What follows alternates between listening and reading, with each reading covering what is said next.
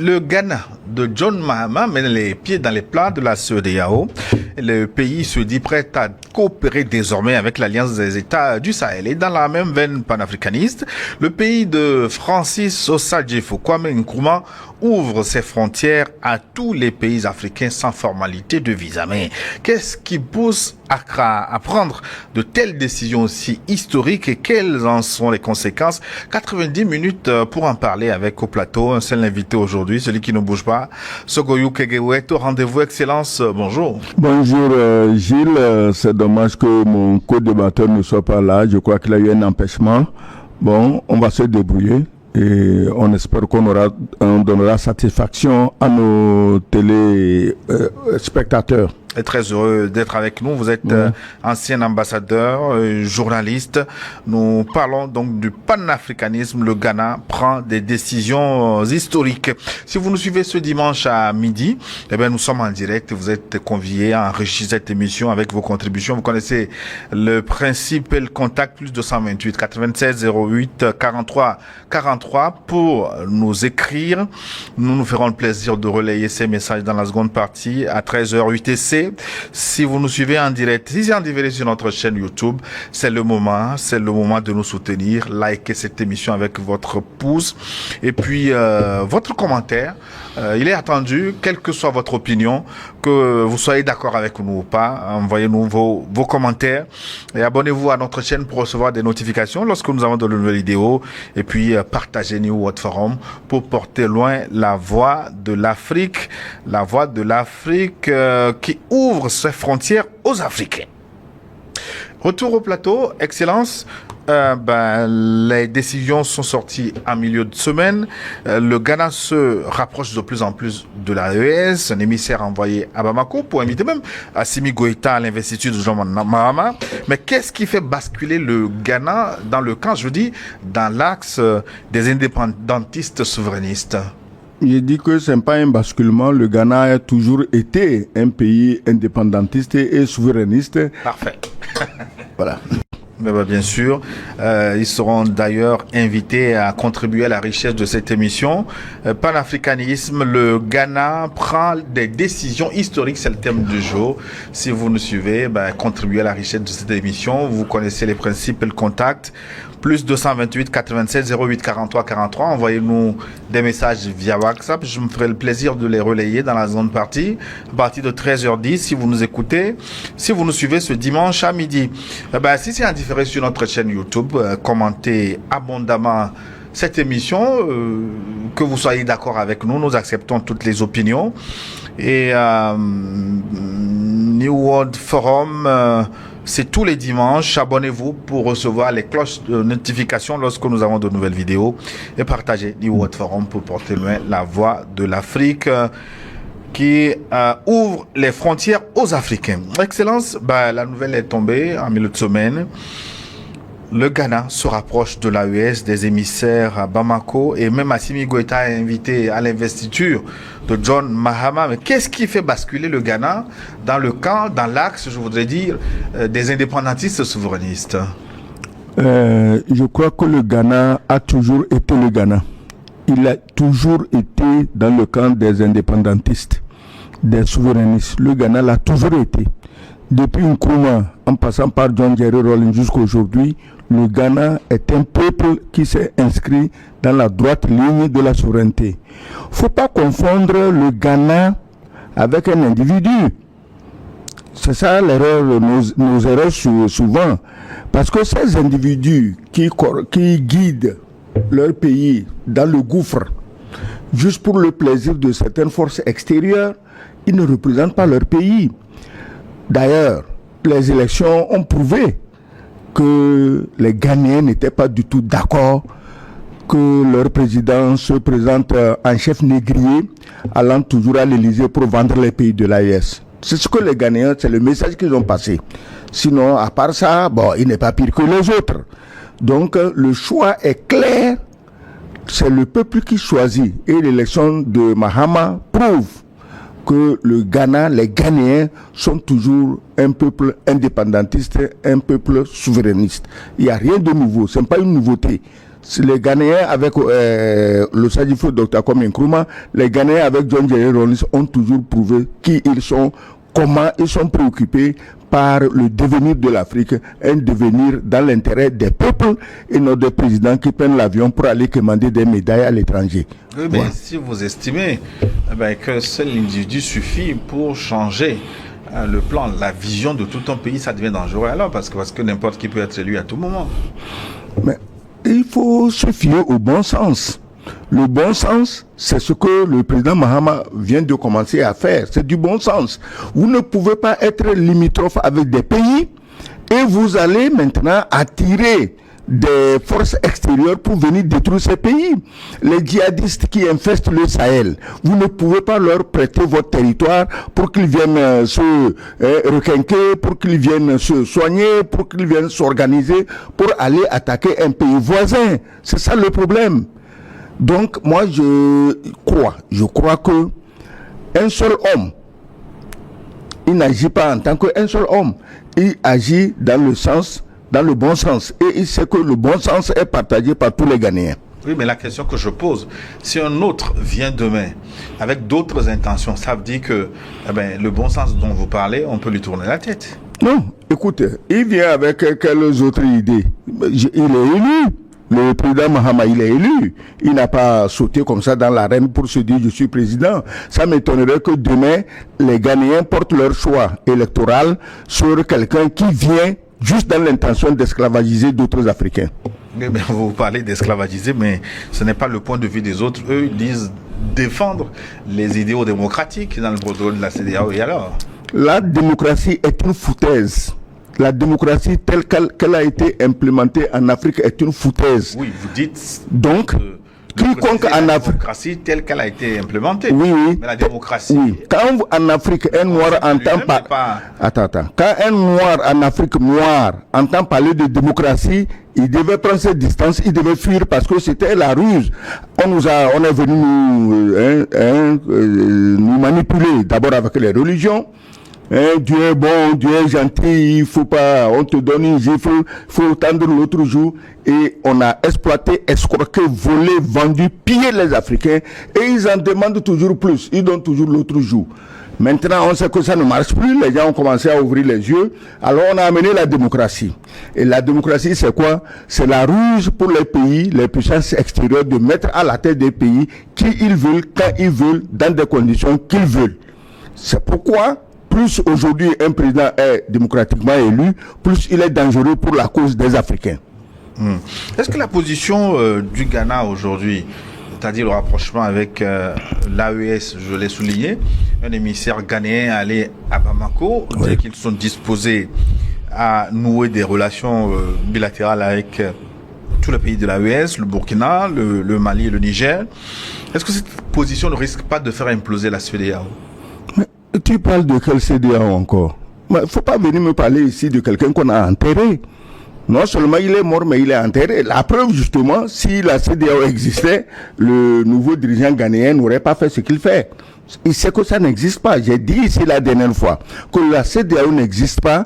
Il y a 3 ou 4 larrons qui se sont emparés de l'idée CEDEAO, non pas pour encourager l'entente et, disons, le vivre ensemble dans les pays de la CEDEAO, mais pour pouvoir aller vendre les pays indépendantistes et s'enrichir à des fins personnelles.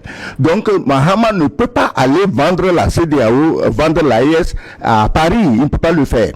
Donc, la CEDEAO impose ou n'impose pas. Pour moi, j'étais toujours dit qu'elle n'existe pas. Et tu vas voir la suite. Ceci n'est que le commencement. Le Ghana, c'est pas n'importe quel pays. J'ai appris récemment, j'espère que c'est vrai, je n'ai pas eu la preuve, que après la sortie du général Tchiani, il y a le président du Nigeria qui dit non, on va dialoguer, on va discuter. Ça veut dire quoi? Si le Nigeria hésite et le Ghana s'en va, il reste qui dans la CEDEAO selon toi? Il reste rien. À part 2 ou 3 merdeux, tu oublies le reste.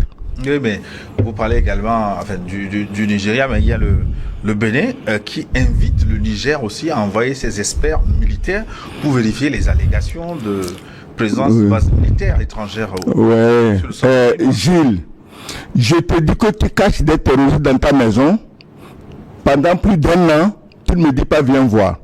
Et j'espère le jour où tu as pu mettre ces terroristes en sécurité quelque part, tu me dis, ah viens, moi je vais t'ouvrir les portes de ma maison, tu vas voir s'il y a des terroristes. On n'est pas des idiots. Depuis que l'accusation circulait, qu'est-ce que le Bénin attendait pour faire ce qu'il fait aujourd'hui? Ça fait plus d'1 an que ça circule. Donc, comme aux choses dans l'autre pays à côté, l'armée française, on joue à Jacques où es-tu? On dit, ah, elle n'est plus là. Alors qu'elle est là. Jacques où es-tu? Ah, me voici. Et puis les enfants courent autour de la maison, dans le coin un peu caché. Il y a un qui est accroupi là-bas. Quand on joue à Jacques où es-tu, avec toute une armée, dans un pays souverain, alors ça ne m'étonnerait pas que ce soit possible de l'autre côté. On camoufle un peu les gens, on dit, venez voir. L'accusation, dès qu'elle avait surgi, le Bénin aurait eu intérêt à dire venez voir. Au lieu de quoi, ils ont pondu des communiqués et il y a même des ambassadeurs qui ont pondu des communiqués de délégation sans jamais dire si vous êtes sûr de ce que vous dites, nous on ouvre le camp de Kandi, venez regarder. Ils n'ont jamais dit ça. Donc si on passe à la phase Jacques où es-tu, ben aujourd'hui ça veut dire qu'en ce moment ils ont déjà exfiltré les gens dans la forêt du parc W ou ailleurs. D'ailleurs c'est par là qu'ils vont passer pour attaquer. Maintenant qu'ils sont prêts à attaquer, on dit venez voir le camp, il n'y a personne. Et il faut arrêter de prendre les gens pour des demeurés. Ben, ça veut dire que les autres ont profité, ont pris le temps de nettoyer. Mais bien sûr, bien sûr. Qu'est-ce que tu crois? Tu as des terroristes chez toi, tu dis tu les as pas. Alors, tu les mets dehors, tu nettoies tout, les mégots de cigarettes, tout ce qui peut ressembler de près ou de loin à la vie d'un terroriste, tu nettoies tout. Et tu me dis, viens voir, je viens, c'est nickel. J'ai dit, mais Gilles, tu m'excuses. Je ne savais pas que tu étais un homme aussi clean, puisque ta maison aussi est clean, il n'y a pas de terroriste. Alors, l'accusation est là depuis plus d'1 an. Pourquoi c'est aujourd'hui qu'on invite les gens à venir voir? Eh ben, ça veut dire que de toutes les façons, si la maison est balayée, donc ça veut dire qu'on peut reprendre sur de bonnes bases. Mais la maison a été balayée. Les ordures ont été jetées où? Si je balaye la maison, je jette les ordures loin de la maison, ou je les brûle, ok. Maintenant, si je cache les ordures pour les sortir en temps opportun, mais sauf si mon interlocuteur est un idiot. Alors, le Niger, c'est pas un pays d'idiots. Ils ne vont pas se laisser manipuler aussi facilement. C'est de la manipulation. Comme de l'autre côté, on est en train de, sur décision personnelle, l'armée française doit quitter le pays. On sait que l'armée française ne quitte aucun pays. Alors, on connaît ça. Quand c'est déjà connu, ce genre de manipulation à dessous, mais parce que des gens, si je pouvais concevoir des manipulations sophistiquées, on n'en serait pas là. Mais vous avez beau dire que la CEDEAO n'existe pas, mais sur les papiers, elle est là. Elle a tenu récemment un sommet. Et donc, la question que je posais, c'est une question à analyser. Oui. Parce qu'il y a le Ghana, dont la position se rapproche, on va dire, quoi qu'on dise, du Togo. Le Togo avait la même compréhension, la même sympathie avec les pays de l'AES. Est-ce que c'est pas une fissure qui s'agrandit au sein de la CEDEAO qui, finalement, sera divisée en 3 morceaux? Non, écoute bien. Le Ghana, en se rapprochant de l'AES, n'a pas dénoncé ses liens avec la CEDEAO, à ce que je sache. Et tu as parlé du Togo. Le Togo n'a jamais dénoncé ses liens avec la CEDEAO. C'est quoi ce concept où on prend les habitudes, les réflexes du colon qui dit, si tu n'es pas avec moi, tu es contre moi. Mais moi, en tant que colon, je peux être avec tout le monde. Je peux être avec les Russes, les Chinois, les Turcs, tout le monde. Mais toi, en tant que noir, tu n'as pas le droit de dire bonjour ni à un Russe, ni à un Chinois, ni à un Turc.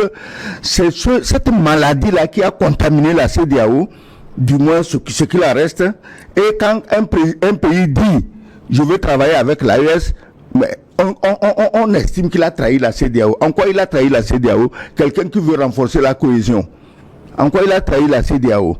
Donc, si le Ghana s'approche de l'AES, jusqu'à nouvel avis, le Ghana n'a pas dit « je ne veux pas de la CEDEAO ». Si le Togo s'approche de l'AES, le Togo n'a jamais dit « je veux quitter la CEDEAO ». La CEDEAO doit se mettre en tête que tous les pays africains ont le droit d'avoir les amis qu'ils veulent. Si eux, CEDEAO, ils se sont donné pied et poing liés à des gens contre corruption, ça fait leur affaire. Mais un pays normal doit pouvoir dialoguer, travailler, discuter avec qui il veut. Montre-moi un pays au monde qui est conditionné par une association de ne plus parler aux autres. Si ça existe, dis-moi. Si ce n'est pas seulement chez nos nègres là. Nos nègres têtus, corrompus, inintelligents, qui prennent les intérêts d'un pays lointain pour brandir et combattre leurs propres frères. Où est-ce que tu trouves le bon sens dans ça? Le Ghana reste, j'ai dit ici la dernière fois, qu'on ne peut pas déplacer un pays. Tu ne peux pas découper le Ghana, le sortir, le mettre quelque part dans la mer comme une île, et puis la place du Ghana reste vide. C'est pas possible, on ne peut pas le faire. Le Ghana est dans l'espace que vous considérez être la CEDEAO, et le Ghana est contigu à l'espace qu'on appelle l'AES. On ne peut pas demander au Ghana de tourner dos ou de dénigrer des gens avec qui ils sont frontaliers, surtout qu'ils souffrent ou vont souffrir tous des mêmes maladies. Qu'est-ce que Mahama a dit? Il a dit, mais on a intérêt à être ensemble pour régler ce problème de terrorisme, sinon ça va nous frapper tous. Bon, Gilles, est-ce qu'on a besoin de faire Harvard ou Polytechnique pour le savoir? D'autant plus que le terrorisme, déjà, il frappe. Il frappe le Ghana, il frappe le Togo, il frappe le Bénin, il frappe le Nigeria. Il est étonnant que des pays qui sont frappés par le terrorisme aillent s'allier avec les sponsors des terroristes pour rien que trahir, vendre ceux qui sont au centre de ce combat antiterroriste en Afrique de l'Ouest et qui sont les 3 pays de l'AES. Assimi Goïta, le président du Mali, a été invité officiellement à participer à l'investiture de John Mahama au Ghana, très prochainement. Ça veut dire qu'il sera aux côtés, finalement, d'autres présidents de la sous-région. L'atmosphère, est-ce qu'il risque d'être convivial? Est-ce que tu te rappelles de ce nègre à l'intellect épais qui, à Saint-Pétersbourg, avait refusé de serrer la main à ce qu'il appelait les putschistes? Alors, un nègre comme ça, puisqu'il va retourner à Paris pour être décoré, certainement, peut-être il ne voudra pas s'asseoir avec les putschistes qui sont en train de développer leur pays. Tu as vu les performances socio-économiques de ces pays que vous appelez putschistes? Pourquoi on ne s'étend pas sur d'autres choses? Je demande à ceux qui ne sont pas putschistes et leur mettre en haut là-bas, dont le pays est en train de se liquéfier dans la misère, mais concrètement, ils apportent quoi à leur population que les gens de l'AES ne peuvent pas apporter? Regarde ce que les gens de l'AES font. Tu as vu ce qui se passe au Mali, ce qui se passe au Burkina, ce qui se passe au Niger? Ils réussissent à faire ça parce qu'ils se sont extirpés des griffes du pilleur, de la censure de tous les jours, et ils ont leur argent et ils réalisent les choses. Que réalisent-ils? Mais attends, tu as vu ce que le jeune Traoré a fait dans l'agriculture, dans la santé, dans l'équipement militaire? Est-ce que tu as vu? Ou bien toi, tu ne suis pas les informations? Tu as vu ce que le Niger fait? Les routes qu'ils construisent? Pourtant, ils sont en guerre. Pourquoi ils arrivent à le faire? Parce qu'il n'y a pas quelqu'un qui kidnappe en route la moitié de leurs revenus. Voilà la vérité. Pourquoi les autres pays qui se disent CEDEAO sont toujours soumis à cet esclavage au détriment de leur propre population parce qu'ils veulent faire plaisir à quelqu'un? Vous ouvrez une parenthèse, vous parlez des gens qui coupent les ressources en chemin, le siphonnage des ressources publiques. On a vu que ça existe aussi au Burkina avec le procès des 3 milliards de la dernière fois. Attends, si lui l'a fait des procès, pourquoi lui l'a fait des procès? Est-ce que chez les autres, là où on ne fait pas les procès, ça ne veut pas dire qu'il n'y a pas de voleur de deniers publics? C'est justement une nouveauté. En d'autres temps, quelqu'un aurait téléphoné de Paris pour dire celui-là, on ne le touche pas, c'est notre homme. Et lui, il serait monté sur les grands chevaux, hein, on me poursuit parce que moi je suis opposant. Tu connais la chanson, hein? Tu connais la chanson. Mais comme aujourd'hui, c'est des pays libres, ils peuvent agir dans l'intérêt de leur population et ils agissent. Et là, Traoré, en jugeant des corrompus, il a donné un bon exemple. Je suis sûr que ça va arriver au Mali et ça va arriver au Niger. C'est simple comme bonjour. Et au-delà? Mais puisque au-delà, c'est le bastion du chef voleur. Hein? Ali Baba, il est 40 voleurs. C'est le bastion du chef voleur. Bon, on ne touche à personne. Mais si je cite les pays de l'AES, c'est parce qu'ils sont assez libres, assez indépendants pour décider de qui on juge et pourquoi on le juge. C'est ça la différence. Au-delà du soutien à l'Alliance des États du Sahel, le Ghana vient de supprimer les visas d'entrée à tous les pays africains, un geste important pour le panafricanisme, son Excellence. Oui, je crois que la suppression du visa n'a pas été amené par l'actuel président. Je crois que le sortant, Addo, Akufo-Addo avait déjà enclenché le mécanisme. Oui, bien sûr. Si c'est lui effectivement qui a fait ça, bravo. Reconnaissons quand quelqu'un a fait bien, disons qu'il a fait bien. Maintenant, ce qu'il a fait ne peut que renforcer la détermination de Mahama à construire une Afrique unie. Mais à quoi servait l'OUA ou l'Union africaine? À quoi servait la CEDEAO? Mais c'est justement pour éliminer les frontières que des gens assis autour d'une table, un verre de vin, de bière à Berlin ont décidé, c'est-à-dire qu'on tient un couteau, et puis tu ne vois pas les frontières, comment elles sont faites de lignes rectilignes, parce que les gens ont bien bu le jour-là, fromage, vin, bière, et ils ont décidé. C'est une honte, c'est un scandale. Les Africains ne devaient pas accepter ça, mais on sait. C'est pourquoi l'OUA, à sa création, a parlé de l'intangibilité des frontières héritées de la colonisation. Ils avaient raison parce que on ne voulait pas mettre le feu partout, pour la simple raison que ces frontières sont tellement tordues et que le colonisateur les a justement créées ainsi pour que chaque fois que quelqu'un en parle, qu'il y ait une guerre. Donc, aujourd'hui que les Africains se disent libres et indépendants, ils ont leurs organisations, comme l'Union africaine, comme la CEDEAO, si c'était une organisation sérieuse, mais il est temps de revenir sur ces frontières bancales. Il est temps que les gens voyagent d'un pays à un autre. Qu'est-ce qui distingue un Gambien d'un Togolais? Qu'est-ce qui distingue un Béninois d'un Éthiopien? Mais nous sommes les mêmes. Et on est là dans la misère. En Europe, je t'ai dit ici une fois, tu prends ta voiture, moi je prends ma voiture en Allemagne, je traverse la Belgique, je vais en France, je n'ai vu de frontières nulle part. Pourquoi les Africains ne peuvent pas faire ça pour rendre agréable la vie de leurs citoyens, alors que ceux qui ont ces facilités chez eux viennent ici les dresser les uns contre les autres comme des pitbulls? Pourquoi? Donc, la décision est une décision héroïque, est une décision à féliciter, et nous souhaitons que cette décision fasse tache d'huile et qu'aucun Africain ne soit brimé dans un autre pays africain juste parce qu'il n'a pas le visa. Mais la question qu'on se pose, si un seul pays se lève aujourd'hui pour effacer les frontières, ou en tout cas supprimer les visas, qu'est-ce qui bloque ces genres de décisions au haut niveau? Mais au haut niveau, ça bloque parce qu'il demande l'autorisation quelque part.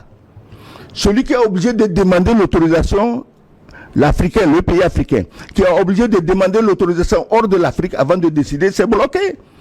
Parce que la raison qui, à Berlin, avait demandé on découpe le pays, le continent de cette façon, les raisons sont toujours là. Il faut les maintenir. Il faut que les gens soient toujours prêts à se faire la guerre s'il le faut. Sinon, comment on peut exploiter gratuitement leurs richesses? Les raisons sont là, elles sont toujours là, ça n'a pas changé. Depuis Berlin, ça n'a pas changé, même ça s'est aggravé. Parce qu'à Berlin, les gens ne savaient pas encore que c'est en Afrique qu'on va trouver de l'uranium, du lithium, du cuivre, de l'or, des diamants. Les gens ne savaient pas encore. Maintenant qu'ils le savent, ils ont intérêt à renforcer ces frontières complètement idiotes pour opposer nos populations les unes contre les autres et leur faciliter l'exploitation gratuite.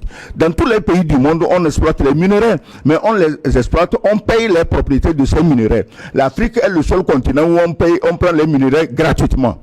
Et quand un pays dit « je ne donne plus gratuitement », on prépare des armées pour aller l'attaquer. C'est ce qui est en train d'arriver aujourd'hui avec les pays de l'AES. Mais une chose est de prendre la décision, une autre est de la faire respecter. Sur papier, c'est fait, mais dans la réalité, est-ce qu'on va pouvoir respecter ces mesures? On sait qu'au sein de la CEDEAO, il existe des protocoles de circulation libre des personnes et des biens, mais pour passer d'une frontière à l'autre, ça a été toujours des tracasseries, une excellence. Oui, le pays qui a pris la décision de bannir les visas, ça veut dire quoi? Si le Ghana a banni les visas, si tu es béninois, tu viens à la frontière de Ila-Kondji, on va t'emmerder comme d'habitude. Tu viens à la frontière du Ghana, côté togolais, on va t'emmerder toujours.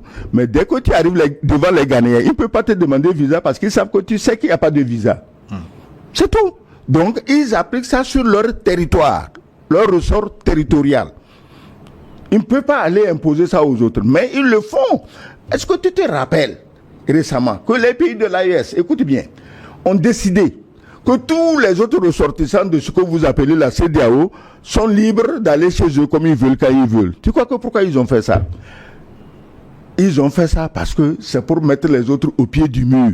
Pendant que ton concitoyen se promène chez moi tranquillement, je te vois mais à la frontière en train de torturer mon concitoyen parce qu'il n'a pas tel papier ou tel autre papier. C'est une ruse de guerre aussi. C'est comme ça qu'on fait la guerre de la communication. Mais les hystériques qui reçoivent l'ordre de l'extérieur, ils n'ont même pas en tête cette communication-là. Il faut te... Parce que c'est comme ça que leur patron parle là-bas. Bon, ça donne quoi? Au bout de 2-3 ans, il a tout perdu en Afrique. À force de parler comme un soudard, il a tout perdu en Afrique. On ne peut pas changer de langage. Depuis que nous parlons ici, qu'est-ce que nous souhaitons? Que les gens changent de langage. Qu'on prenne des Africains pour des humains et qu'on les traite comme tels, qu'on fasse des affaires avec eux, qu'on s'enrichisse avec eux en leur permettant de s'enrichir. Le Niger, uranium, une ampoule sur 3 en France est éclairée par l'uranium du Niger. 90% des Nigériens n'ont pas d'électricité. Ça aussi, ça ne dit rien à nos soi-disant chefs de la CEDEAO. Comment on appelle ça, à la bande des 4 de la CEDEAO. Il faut toujours aider la France à aller tuer les Nigériens pour que, au lieu d'une ampoule sur 3... La France n'a tué aucun Nigérien. Pardon? La France n'a pas, en tout cas, physiquement tué les Nigériens ces derniers temps. Elle n'a pas tué quoi? Donc il n'y a pas eu de tuerie. Bon, si tu veux voir les tueries, tu crois que toutes les armées, tous les camps militaires qu'on met autour des territoires de l'AES, c'est pourquoi? C'est la chose, c'est les compagnons de Maïus, ils viennent pour faire du bien. Ils viennent pour faire du bien. Donc, ça, ce sont des suppositions. Donc, des suppositions. Donc, les armées qui disparaissent en l'air, soi-disant rapatriées, c'est des suppositions. Les camps militaires que Tiani démontre avec indication GPS et tout, c'est des suppositions. Mais Tiani, quand même, c'est un général. Un général ne se promène pas en faisant des suppositions. Il a autre chose à faire, surtout quand il a en charge un pays aussi grand que le Niger avec les problèmes qu'on connaît. Mais il n'a pas parlé de tuerie attribuée normalement à la France. Il n'a pas parlé de tuerie. Et depuis 2014 dans le Sahel, les gens ils font quoi? On les tue pas, il n'y a pas de mort. Tu veux combien? Toi, ici, là, parce que tu es à Lomé, hein, il y a le calme ici. Va à Kpendial demander aux gens, hein, on va te parler des tueries. Alors, quand vous êtes à Lomé ici, et vous oubliez ce que vos frères même sont en train de souffrir, il vous est difficile de comprendre que dans le Sahel, les gens sont en train de mourir. Alors, est-ce que ce repositionnement du Ghana ne va pas lui créer des problèmes? Est-ce que ce sera ça sans conséquences fâcheuses pour le pays? Mais je ne comprends pas, Gilles. Donc, même une bonne action aussi va t'amener des problèmes? L'objectif de la CEDEAO, qu'elle n'arrive pas à remplir, le Ghana remplit ça. Tous les autres pays de la CEDEAO devaient féliciter le Ghana. Pourquoi ça va lui créer des problèmes? Ça lui créera des problèmes justement, comme je t'ai dit. De l'extérieur, on leur dira, ne le laissez pas faire ça. C'est tout. Tu te rappelles comment la JT avait dit, moi je vais appeler le président. Il parlait du président du Ghana. Pour lui dire, ils n'ont qu'à sanctionner le Mali. Et on a sanctionné le Mali. Aujourd'hui, ce cinéma-là, cette honte-là, cette crapulerie-là, le Ghana nous prouve qu'il ne marchera plus dans cette sale combine. Et pourquoi ça va lui causer des problèmes? Eh bien, on sait que les pays souverainistes, l'AES, quand ils ont pris la décision de prendre le destin en main, il y a eu des représailles. Mais il y a eu des représailles. Oui. Écoutez ceci, c'est seulement les Noirs qui croient qu'on donne l'indépendance cadeau. Allez demander aux Algériens comment ils ont eu l'indépendance. Allez demander aux Vietnamiens comment ils ont l'indépendance. Si nous attendons ici à pleurnicher comme des femmes, excusez-moi les femmes, hein, il y en a qui sont très combattantes, mais à pleurnicher, mais qui va vous donner l'indépendance? Tu as quelqu'un qui cultive cacao gratuit pour toi, il exploite l'or gratuit pour toi et tu vas lui donner l'indépendance. Mais pourquoi? À moins que tu sois fou. Donc, les pays de l'AES savent qu'ils vont souffrir. Ils sont en train de souffrir et ils iront jusqu'au bout. C'est ça qui justifiera toutes les pertes, toutes les violences, toutes les morts que leur population ont vécues. Voilà. J'ai déjà entendu dans une analyse que ce rapprochement du Ghana va réactiver des réseaux terroristes au nord de ce pays. Est-ce que vous pensez que c'est une possibilité? Non, ce n'est pas le rapprochement qui réactive les... Je vous ai dit ici que le grand sponsor des terroristes a des lots de terroristes en place, prépositionnés. Si tu dis un mot de travers, on t'envoie ton lot. Tous nos pays ont leur lot. Le Togo a son lot, le Bénin a son lot, le Nigeria a son lot, le Ghana a son lot, la Côte d'Ivoire a son lot. Il y a eu déjà même des attaques terroristes en Côte d'Ivoire. Donc, si toi, on te dit, toi, président, si tu ne marches pas droit, on t'envoie les terroristes. Au contraire, je ne serais pas surpris que d'ici quelques jours, on entende qu'il y a eu attaque terroriste au Ghana. Mais tu crois que les Ghanéens vont se laisser influencer par des histoires de terroristes? Les Ghanéens, ils savent se battre. C'est un peu plus fier. Tu les connais, ces Ghanéens? Tes frères élevés de la Volta-Rini, là, tu les connais? Les Ashanti, les Fanti, les Gourmands, les comment on appelle ça? Les Konkomba, les Dagomba. Tu les connais bien? C'est des combattants aussi. C'est comme les gens du Sahel. Si tu crois que ces gens-là sont prêts à baisser la culotte parce qu'il y a 2 ou 3 terroristes qui passent dans la savane, tu te trompes. Voilà. Et l'exemption de visa, là que tout le monde est libre de rentrer au Ghana sans visa, dans ce contexte-là, est-ce que ça ne va pas poser des problèmes de sécurité? Les terroristes qui ensanglantent notre nord, là, tu n'as jamais vu leur visa? Non, dis-moi, peut-être ils sont venus te montrer leur visa avant d'entrer pour tuer nos concitoyens. Ceux qui ensanglantent les pays du Sahel, le Burkina, le Mali, le Niger, tu es sûr qu'ils ont montré un visa avant d'entrer sur ces territoires? Non. Au contraire, l'absence de visa n'est pas l'absence de pièce d'identité. Donc, les gens auront leur pièce d'identité qu'on vérifiera. Tu viens à la frontière, tu as quoi? Passeport, on regarde. Bon, pas de visa, mais tu as un passeport. Carte nationale d'identité, tu as quoi? On regarde. Tu pars. On n'a pas dit qu'on a ouvert pour que tous les trafiquants, les terroristes, les colonialistes, le cointré, compagnie, tous ces vampires, ces censures, pour qu'ils viennent se promener dans la savane gratuitement. C'est pas ça l'objectif. C'est pas ça l'objectif. C'est pour faciliter la vie des citoyens. Si toi aujourd'hui on te dit d'aller chercher un visa pour le Ghana, à Lomé ici, mais dis-moi, tu vas où? Peut-être à l'ambassade. Vu le nombre de Togolais qui traversent pour aller au Ghana tous les jours, tu connais une ambassade capable de gérer ces visas? Ça m'étonnerait. De toutes les façons, il y a la frontière officielle, tout le monde connaît, mais le reste, comme avait dit l'autre, on prend la route des contrebandiers. Tu connais l'histoire de la route des contrebandiers, non? Oui. Okay. Est-ce que la dynamique ghanéenne va s'étendre à d'autres pays? C'est ce que nous souhaitons. C'est ce que nous souhaitons. Qu'on en vienne un jour à dire dans la CEDEAO, ou du moins dans le reliquat, mais tout le monde peut circuler comme il veut. C'est tout. C'est ce que nous souhaitons. Le Ghana donne le bon exemple. Il avait donné le bon exemple avec le panafricanisme de Kwame Nkrumah. Il a donné le bon exemple avec le panafricanisme de John Jerry Rawlings. Et aujourd'hui, il donne le bon exemple avec le panafricanisme de dernière minute de Akufo-Addo, renforcé par l'arrivée d'un vrai panafricaniste. Et nous souhaitons que les autres pays de la sous-région leur emboîtent le pas. Comment tu comprends que pendant qu'on t'emmerde à une frontière, dans le même pays, on a ouvert toutes les vannes, les Syriens, les Libanais viennent, comme ils veulent. Mais toi, un noir, tu arrives, on t'emmerde. Comment tu expliques ça? Si le Ghana avait dit que, bon, désormais, les Syriens, Libanais, machin, peuvent rentrer gratuitement au Ghana, tu allais voir comment les colons allaient applaudir. Ils allaient applaudir. Parce que le programme, c'est d'utiliser ces gens pour déstabiliser l'Afrique noire un jour. Mais comme nous ne réfléchissons pas, on est là. Comme des bovins que nous sommes d'ailleurs, des herbivores. Comme on n'est que des herbivores, on ne réfléchit pas à ce qui peut nous arriver quand nous ouvrons les vannes que des non-africains viennent envahir nos pays. Je ne suis pas contre ces non-africains. Ils viennent, chacun avec son programme, chacun avec son travail. C'est un travail très dur pour gagner leur argent. On ne va pas leur faire la guerre pour ça. Mais n'empêche que en dessous, il y a des terroristes. Alors. L'Afrique, est-ce que vous ne jugez pas qu'elle a de vraies opportunités aujourd'hui pour saisir prendre son destin en main? Parce que la géopolitique internationale présente des opportunités.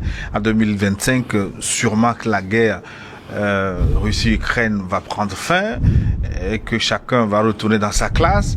En France, il y a des crises politiques. Personne ne sait comment ça va ça va tourner. Est-ce que c'est pas une occasion pour l'Afrique pour prendre son destin en main, surtout en ce qui concerne les pays francophones? Écoutez, les Africains, est-ce que tu connais cette petite ruse-là? On utilisait ça quand on était enfant. Tu prends une poule, tu lui mets la tête sous l'aile et puis tu la laisses à terre. La poule croit que tu la tiens. Tu ne la tiens pas, mais elle ne fuit pas parce qu'elle croit que tu la tiens.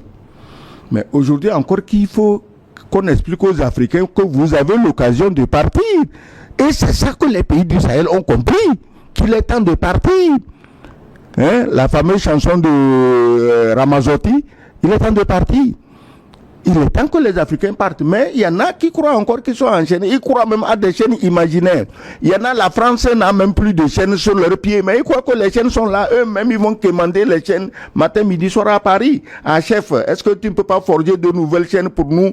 Parce que nous, on est heureux que quand on est colonisé. D'accord, toi, le chef qui dit ça là, c'est toi. Hein, le peuple n'est pas d'accord avec toi. Si tu veux aller dire ça au nom du peuple, fais un référendum avant d'aller. Donc, maintenant, la guerre en Russie. Le président de la Hongrie, Viktor Orban, qui vient de finir son mandat en tant que président de l'Union européenne. Tu sais que depuis le début de cette guerre, c'est le seul président européen qui réfléchit. À lui sont venus s'ajouter maintenant le Slovaque et je crois le Tchèque. C'est les seuls qui réfléchissent. Les autres n'ont Dieu que pour les fesses de Zelensky. Ces fesses-là doivent être particulièrement précieuses et ils sont prêts à tuer toute leur population pour les fesses de Zelensky. Tu as vu Zelensky faire la danse du ventre et des fesses? Tu l'as jamais vu? C'est ça qui a captivé les autres. Donc, la guerre en Ukraine, elle va finir. Aujourd'hui, c'est les Russes même qui traînent le pas parce qu'ils estiment qu'ils n'ont pas encore assez fatigué tous les gueulards de l'Occident. Orban a dit à Bruxelles, nous avons perdu devant Poutine. Les gens se sautaient sur les chaises parce qu'ils n'aiment pas qu'on dise la vérité. Ils ont payé des médias pour mentir, pour manipuler leur population et ils ne savent pas aujourd'hui comment ils vont aller dire à ces médias de dire au peuple que ça ne va pas. Tu as vu ce qui se passe? Donc, on forme 2500 guerriers en France et quand ils retournent combien? 1700. Ils désertent. Mais la France a gagné quelle guerre et peut former des combattants sérieux? Non, c'est pas non. La France a jamais gagné quelle guerre et elle peut former des combattants. Non, parce que qu'est-ce que les déserteurs ont dit? Ils étaient étonnés qu'on leur fasse une formation militaire dans laquelle on ne connaît pas les drones. Or, sur le champ de bataille en Russie, en Ukraine, c'est les drones russes qui font des ravages. Mais ce n'est pas compris dans leur formation. Mais donc, le problème, les déserteurs, c'est dans toutes, comment on va dire, les troupes. C'est pas seulement qui est déserteur? Les formés de France. Non, oui, mais bien sûr. Attends, justement, les formés de France, pour eux, c'est une troupe d'élite. Les élites ne doivent pas déserter. Bon, non, les autres Ukrainiens. Les autres Ukrainiens qu'on va attraper de force dans la rue. Le type est en train de faire course avec son enfant, sa femme au supermarché, on l'attrape, on le ligote, on le met dans un minibus. C'est autre chose. Le gars là, s'il déserte, bon, excuse-moi, je dirais que c'est normal. Mais celui qu'on a choisi, on ne les choisit pas par hasard. On les choisit par leur détermination, leurs conditions physiques, pour en faire des troupes d'élite. On le forme, tu dis que combien de semaines? Mais c'est eux-mêmes qui ont cru qu'en 2 semaines, ils peuvent devenir des foudres de guerre, ils vont devenir des Rambo. Chacun rêve d'être Rambo, revenir raconter à ses enfants et petits-enfants ses exploits de guerre contre la Russie. Mais tu peux être Rambo peut-être en Afrique, mais pas contre les Russes. Donc, la guerre en Ukraine, depuis le début, est une opportunité pour les Africains de se libérer. La France est tellement engluée, elle a pris tout son argent pour donner aux Ukrainiens et les Français sont en train de mourir de faim. Bon, ça fait leur affaire, c'est un problème interne. Quand tu es président d'un pays, tu décides ce que tu veux. Ils ont décidé qu'il vaut mieux nourrir, engraisser les Ukrainiens qui volent les armes pour les vendre plutôt que de donner à manger aux populations. Ces régimes européens qui ont suivi, qui ont ruiné leur pays pour engraisser Zelensky, qui en remerciement fait couper l'arrivée du gaz russe dans ces mêmes pays. Hein. En remerciement, ça, c'est pour les remercier. Mais ça fait leur affaire. Donc, les Africains n'ont qu'à regarder ça, tirer les leçons de comment ces gens qui croient être des êtres supérieurs, comment on peut les coincer banalement et les mettre à terre? Tu te rappelles, les luttes pour l'indépendance, c'est quand nos soldats sont allés se battre pendant les première et deuxième guerre mondiale et ils ont su que les Blancs étaient des êtres mortels. C'est ça qui leur a donné le courage quand ils sont revenus de réclamer l'indépendance. Sinon, les Blancs étaient considérés dans nos pays comme des dieux, des demi-dieux, sinon des dieux. Personne n'aurait osé. Maintenant qu'aujourd'hui, des soldats fuient devant les Russes, mais les Africains doivent savoir que les mêmes soldats auraient fui si c'était devant eux, hein, parce que c'est plus facile de se battre dans le froid que dans le sable brûlant du désert. Donc ici, ils vont fuir davantage. Alors, saisissez l'occasion, préparez-vous, soyez prêts à vous battre et libérez-vous une bonne fois pour toutes. De quelle manière, quels sont les actes symboliques à poser pour justement entrer dans cette ère de souveraineté, de souverainisme? Il faut, en réalité, les pays du Sahel n'ont jamais déclaré la guerre à personne. Ils n'ont jamais dit du mal de personne. Le simple fait de dire nous voulons être souverains, leur vaut toutes ces guerres, ben, ça, c'est pas les pays du Sahel qui cherchent la guerre. Maintenant, ils sont là et on encercle leur pays avec des troupes.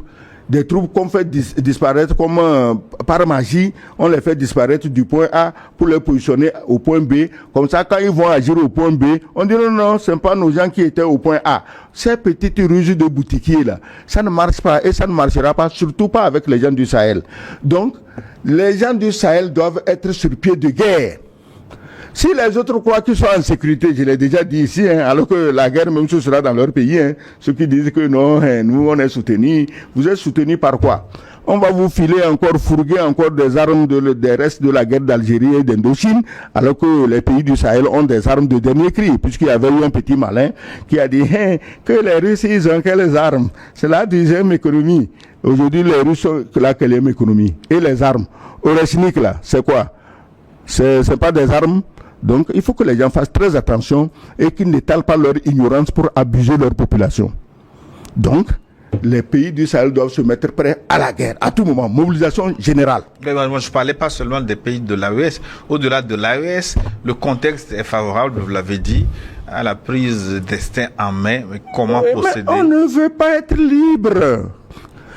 Dans les plantations en Louisiane, disons en Amérique, il y a des Noirs, on les libère le lendemain, 2-3 jours, il n'a pas à manger, il revient voir le maître pour dire, bon, je vais encore travailler pour toi. On ne veut pas être libre. Nous ne voulons pas être libres. La preuve, le combat que mènent les vaillants peuples du Sahel avec leurs dirigeants, mais ça ne semble intéresser personne autour. Nos populations, ça ne semble pas les... La dernière fois, quelqu'un me parlait ici de société civile. Ça n'intéresse personne. Absolument personne. Au contraire, ils sont payés pour se taire.